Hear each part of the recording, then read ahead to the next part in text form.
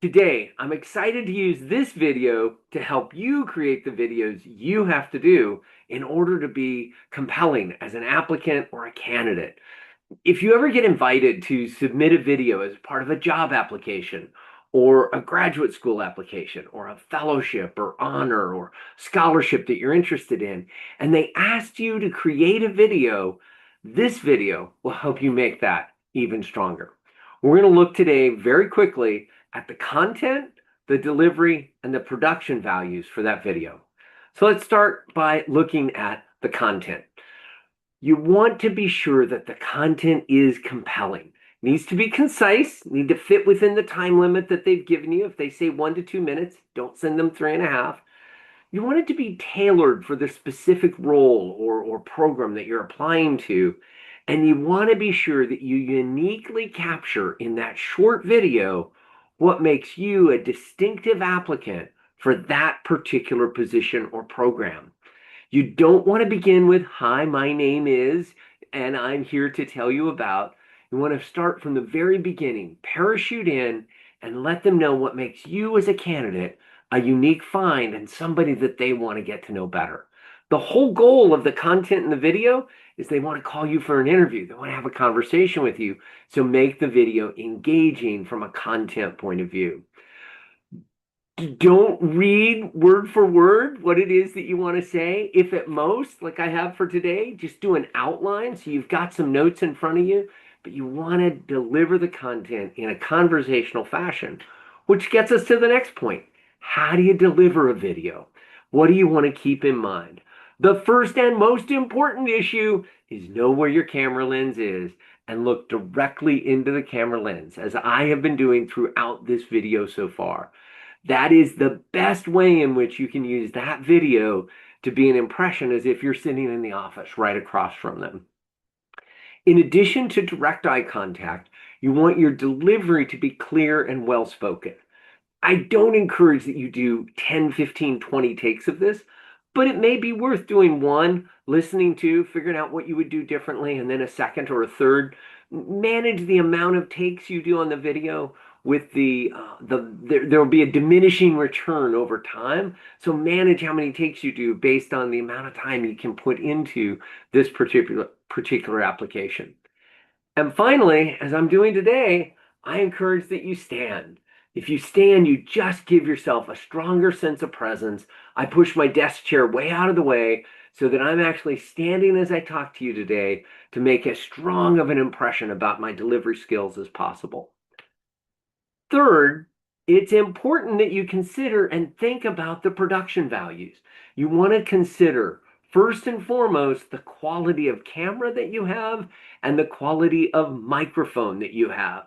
These are key decisions that you want to make about the videos that you're creating.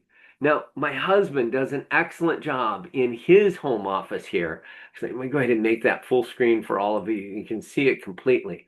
My husband does a great job in his home office in terms of having a broadcast quality microphone. You can see there hanging in there from the left. It's out of the view when he is filmed, but it is very close to his mouth. You'll see that he's got lighting that lights it from behind the computer screen. And then do you see that little tiny camera, the little tiny square with the circle on it? That's his camera that drops down. It's right there next to the Hamilton logo, drops down right in the middle of the screen so that he can make direct eye contact with the camera lens and in a way that allows it, if he's talking with just one person, he's looking directly into their image. Now, you got to get used to this little camera thing hanging down when you're typing a Word document. But it is an easy way. The brand is CenterCam because I'm using one right now. He has won me over, but you want to do everything you can. You have a high quality camera and high quality microphone system for anything that you record. And we do so much today online with video. It's a good investment to make anyway for what it is that you want to share. Now, with that, you want to be sure that your lens is clean. There we go. And if you wear glasses, oh my gosh, you also want to make sure your glasses are clean. So make sure that there are not bad streaks and bad reflections coming off your glasses or bad dust images on your camera itself. As I showed you with Ken's setup, you want a light from behind the computer. Now, I've got a window here to my right, and I am careful about what time of day. Sometimes there's too much sun coming through that, and I have a hack. I take my daughter's gymnastics mat and I lay it across the window so that the lighting is more natural. If I do something mid-afternoon, the lighting in here is great. With that being from my side, I still have light that lights me from the front. Do a little bit of light production. What I am doing right now, just with these images that show up, the little bit of text that shows up to my right, I do this in Prezi video, and then I do that production through Zoom, and it's simple for me. I can do it without an editor. A little bit of light production is good, and there's actually easy ways to do this today that doesn't demand a whole team in order to get the video out the door. But you do want to think about just a little bit, maybe your name or your website or a way in which the employers or the search committee can follow up with you. So a little bit of light production is not bad. And then I take the videos that I create and I put them up as either a private or an unpublished YouTube link, depending on what it's being used for. And I share the link with people rather than the very large .mov file that may be what you produce, or an MP4 file that you produce. But be thoughtful about sometimes those video files can be bigger than the system that allows you to upload them. And I find a private URL on YouTube is an easy way to do it. So let's review briefly here.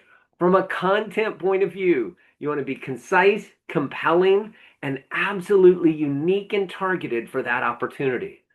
From a delivery point of view, you want to make great eye contact and be clear spoken, having a conversation, not reading a script. And from a technical point of view, you want to have light but effective production and be sure that the quality of the video and the quality of the audio represents you well. I would love to hear any other tips and strategies you have that you have found. Drop those in the comments below. And I hope you enjoyed today's video about creating video. Take good care.